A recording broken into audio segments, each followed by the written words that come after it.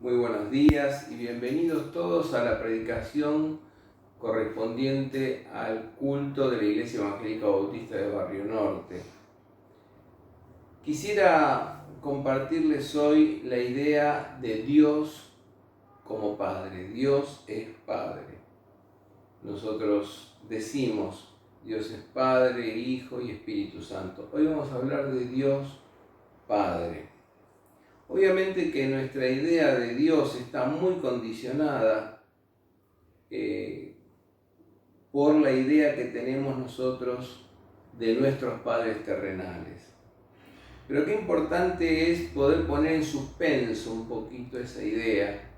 Hay personas a las cuales su padre terrenal lo ha abandonado, hay personas que no tienen una buena relación o no han tenido una buena relación con su padre terrenal. Qué bueno es poner un poco en suspenso todo eso y pensar en la paternidad de Dios en el sentido bíblico.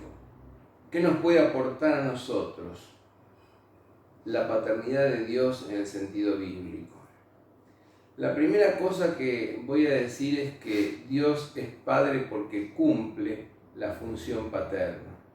La segunda cosa que voy a decir es que Dios es Padre porque nos invita a tener una relación permanente y personal con Él.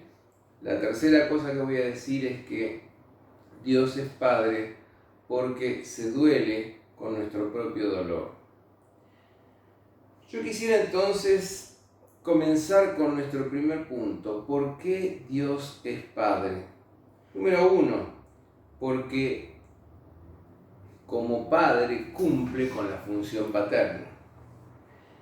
Es interesante que en el Antiguo Testamento, en unos pocos versículos, para Joaquín Jeremías no pasan de 20 versículos, se habla de Dios como Padre. Siguiendo la crítica de las tradiciones que abrió Gerhard von Rath, podemos ver que en el capítulo 3 del Éxodo se comienza a ver a Dios como aquel que los salva de la opresión de Egipto, aquel que salva al pueblo de Israel de la opresión de los egipcios. Importante es esto, porque la primera intuición que el pueblo tiene de Dios es la intuición de Dios como liberador, como el que los libera de la opresión. Y así entonces el pueblo comienza saliendo del Sinaí a peregrinar por el desierto y Dios les da la ley. Dios les da la ley. La ley que permite una convivencia social aceptable y buena entre el pueblo. Y también les promete una tierra, les promete una herencia, los conduce hacia una tierra prometida. Entonces fíjense ustedes, las primeras intuiciones que el pueblo tiene de Dios no tienen nada que ver con Dios como Padre, sino que Dios es el liberador, Dios es el que les da la ley, Dios es el que les da una herencia, ¿no es cierto? Luego entonces, establecido el pueblo en Palestina, comienzan a concebirse los relatos de la creación. Este Dios que ha hecho esto con nosotros es el creador del cielo y de la tierra. Este Dios que nos concedió este lugar es el creador del cielo y de la tierra. Entonces Dios comienza a concebirse como creador y se escriben en el Génesis los relatos de la creación. Tan solo en textos tardíos, que como ya les digo, no pasan de 20, aparece la designación de Dios como Padre. Dios es designado como Padre, ¿no es cierto? Por ejemplo, en el Salmo 103 se lo llama Padre compasivo, es un salmo tardío.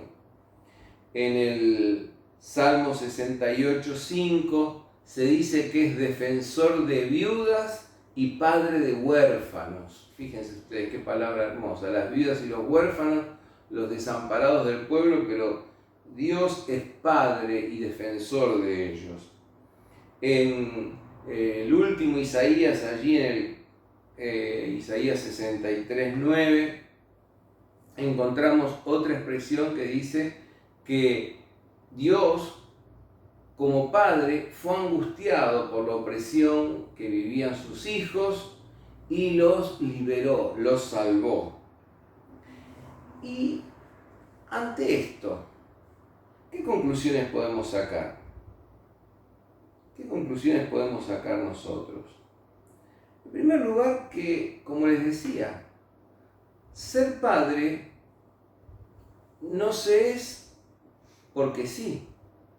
No se es por ser un progenitor biológico. No se es por ser el creador, sino se es por cumplir la función paterna. Se es padre cuando se llega a ser lo que uno es. Entonces, el padre, así como Dios, en tanto padre, es el que abre camino a sus hijos, es el que les enseña la ley de Dios, la ley de vida, la ley vivificante, es el que ayuda al hijo a liberarse de dependencias infantiles, es el que provee recursos a su hijo para que pueda enfrentar las difíciles situaciones sociales que atravesamos todos. Entonces, ¿cómo somos nosotros como padres? Ahí está la primera pregunta, ¿no es cierto? ¿Cumplimos la función paterna? ¿Hablamos con nuestros hijos? ¿Los ayudamos a abrirse camino? ¿O delegamos la educación de los hijos en la madre? ¿O nos ausentamos? ¿O somos padres ausentes? ¿Cómo somos nosotros como padres? ¿Y cómo somos nosotros como hijos? ¿Valoramos a nuestros padres? ¿Valoramos las enseñanzas, la herencia, lo que hemos recibido de ellos? Bueno, son todas preguntas importantes para hacernos en este primer punto. Entonces, la primera cosa es: Dios es Padre porque cumple la función paterna. La segunda, Dios es Padre porque nos invita a una relación permanente con Él. Dios quiere que tengamos una relación permanente con Él. Y aquí viene una consideración que es muy importante y muy oportuna. Vimos que en el Antiguo Testamento en ningún lugar se invoca a Dios como Padre. En ningún lugar se rompe el silencio y se lo llama Padre, sino se lo designa como Padre. Pero recién en el Nuevo Testamento se pasa de la designación a la invocación. Primeramente en la boca de Jesús. Fíjense que Jesús nos enseña a orar diciendo: y ustedes cuando oren digan Padre nuestro, ¿no es cierto? Mateo dirá que estás en los cielos. Lucas dirá Padre nuestro, omite que estás en los cielos y dice santificado sea tu nombre. Bien, pero se lo invoca a Dios como Padre. ¿Por qué? Porque el Nuevo Testamento nos muestra entre Jesús y el Padre una relación personal de absoluta intimidad y de absoluta confianza. Entonces nos enseña en el Padre Nuestro a pedirle por nuestras necesidades integrales, por la necesidad del alimento de cada día, porque no nos deje caer en la tentación, para que hagamos su voluntad, para que venga su reino, etc., ¿no es cierto? Entonces Dios no es ese Dios lejano y trascendente a su creación únicamente, sino que es un Dios cercano. Dios es inmanente y trascendente a su vez. Dios no es esa instancia psíquica que se nos torna a veces persecutoria y que nos sume en la culpa, en la depresión o en la rebelión. No es esa instancia de censura y de deber. No. Dios es como ese padre de la parábola de Lucas 15, del 11 al 32, que espera la venida del hijo que ha perdido el rumbo, del hijo que ha malgastado todo lo que se le ha dado en una vida de placeres vanos, del hijo que ha quedado en la ruina. Y él entonces espera a ese hijo y corre a abrazarlo para invitarlo a la fiesta del reino. Pero también es el padre que no solamente espera al hijo que está fuera del hogar, sino invita al hijo que está dentro del hogar, pero que vive una religión del puro deber, del sometimiento, una religión insípida, sin alegría, y lo invita a entrar a la fiesta, a entrar al banquete, porque el hijo menor que se había perdido ha sido hallado. Y le recuerda que todo lo que él tiene también es suyo. Bien, Dios entonces no ocupa el lugar del superyo, no ocupa el lugar de la censura. Dios tampoco ocupa el lugar del ideal. Dios no es ese ideal inalcanzable que nos hace impotentes frente a las cosas de la vida, sino Dios el Padre es el que le hace exclamar a Jesús: te alabo, Padre, Señor del cielo y de la tierra, porque escondiste estas cosas a los sabios y las enseñaste a los niños. Qué hermoso. Dios es ese Dios que, siendo Señor del cielo y de la tierra, se sienta a jugar con su Hijo para enseñarle los misterios del reino de Dios. Entonces, no es ese Dios que en el lugar del ideal nos hace sentir impotentes, ni tampoco nos hace anhelar la omnipotencia. Esa omnipotencia que anhelaba Adán, ¿no es cierto?, cuando fue tentado con aquella mentira de la serpiente: y serán como dioses, o serán como Dios. No. No hay ningún ideal de omnipotencia aquí que no se muestre mentiroso cuando nosotros tenemos una relación de confianza, de cercanía, de intimidad, de compañía con Dios, una relación permanente.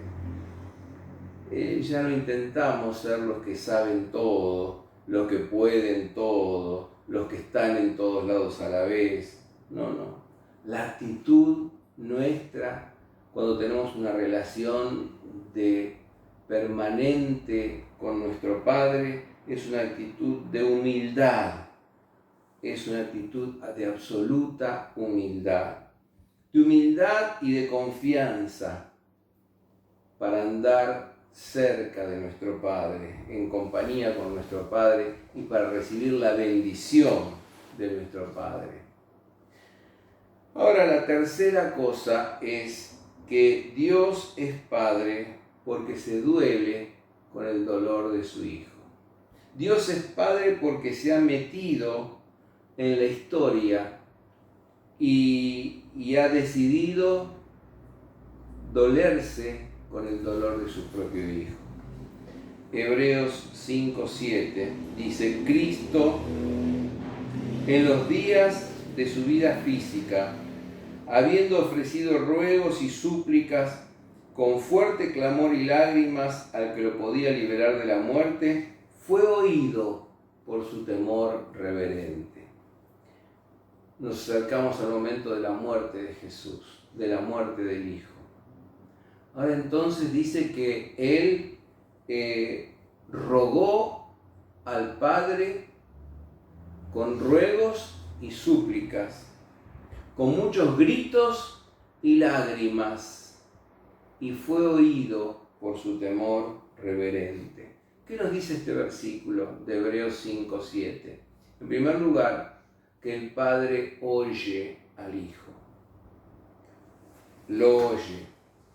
Ahora, dice también que el Padre es el que lo podía liberar de la muerte. Y efectivamente, el versículo afirma que fue oído, ¿no es cierto?, por su temor reverente. Ahora, ¿cómo lo oyó? ¿Cómo lo escuchó el Padre? ¿Cómo lo liberó? Lo liberó no eximiéndolo de la cruz, sino lo liberó en la resurrección. Dios siempre escucha tu clamor. Dios, el Padre, comparte tu dolor. No es un Padre alejado e indolente, no es un Padre apático que no siente. Dios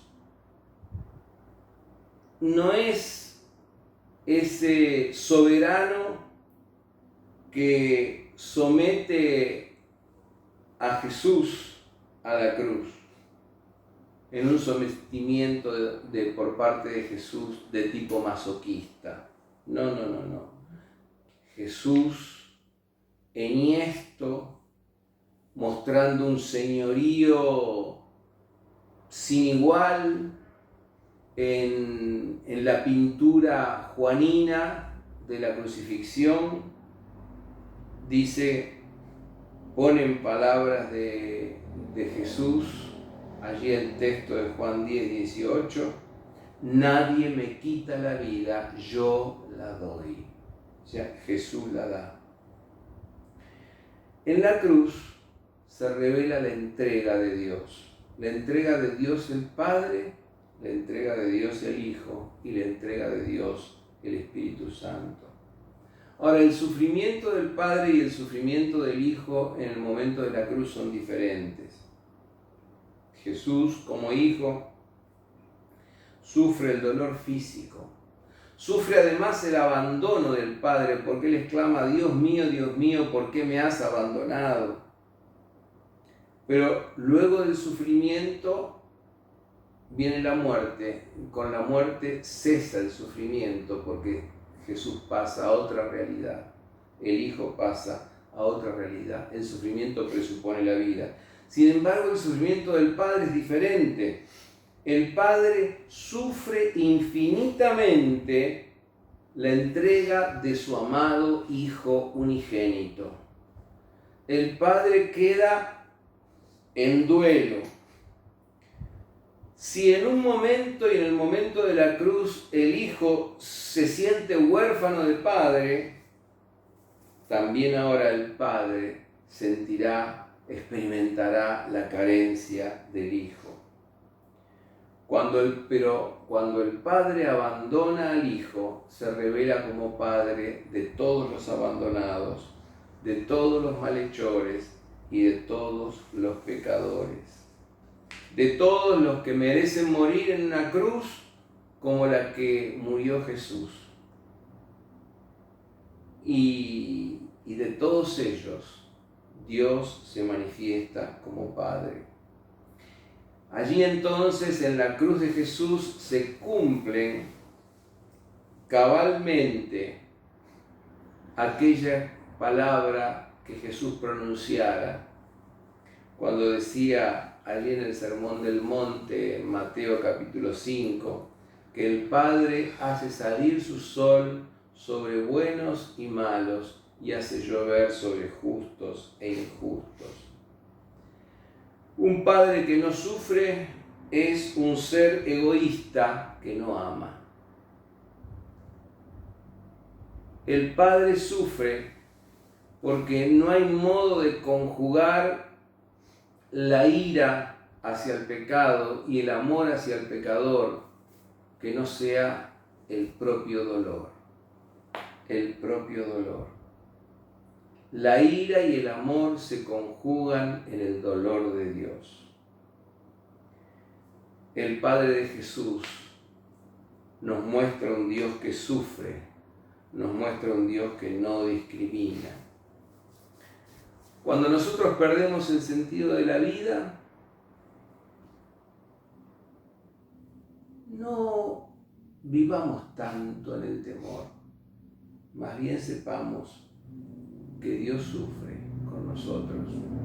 Cuando nosotros pecamos, sepamos que Dios sufre y se duele por nuestro pecado. Cuando nosotros despreciamos o discriminamos a otros, sepamos que Dios sufre. Cuando nosotros cultivamos enemistades, celos, envidias, pleitos, contiendas, etc., Dios se entristece profundamente y se duele. Tu pecado y mi pecado son los clavos de Jesús en la cruz. Por eso que aquel que vive en una relación permanente con Dios es el que le pide: Señor, ayúdame a traer alegría a tu corazón. Ayúdame a no entristecerte. Señor, ayúdame a devolver bien por mal. Señor, ayúdame a no discriminar. Ayúdame a que mi luz pueda irradiarse sobre buenos y malos, puede irradiarse sobre justos e injustos. Entonces, hermanos, qué interesante que es estas cosas que hemos reflexionado acerca de Dios como Padre. La primera es que Dios es nuestro Padre porque Él cumple la función paterna. Si tu padre y tu madre te dejaren, en tanto Dios te recogerá. Quizá muchos que están escuchando en esta mañana el mensaje son personas que han sufrido la pérdida de su padre, la pérdida de sus progenitores, o que no lo han tenido, o que no lo han conocido. Bueno, sepan que Dios los recoge. Sepan que ustedes pueden hablar con Dios como Padre. Sepan que ustedes pueden experimentar que Dios es el defensor y el Padre de viudas y de huérfanos. Sepan que Él es un Dios compasivo. Sepan que Él es un Dios que se angustia con sus angustias, pero que de la angustia tiene que nacer el deseo. Sepamos que podemos tener una relación personal con Dios como Padre e invocarlo en la oración de cada mañana, abriéndole el corazón y diciéndole: Padre nuestro, Padre, te alabo, Padre, te santifico, Padre, te doy a ti la gloria, pero Padre, te pido esto, te agradezco esto, intercedo por tal o cual persona. Sabe que día a día podés orar y meditar en la presencia de tu Padre. Así como Jesús, que se iba al monte a orar a solas con el Padre, así vos tenés que tener tu tiempo a solas con Dios para vivir una relación permanente con tu Padre Celestial. Pero también sabé que Dios sufre con tu dolor, que Dios se entristece cuando perdés el rumbo de la vida, cuando pecas, cuando desprecias o discriminas a otro, cuando te sentís superior a otro. Sabé que con Dios las cosas son posibles. Sabé que no sos ni impotente ni omnipotente.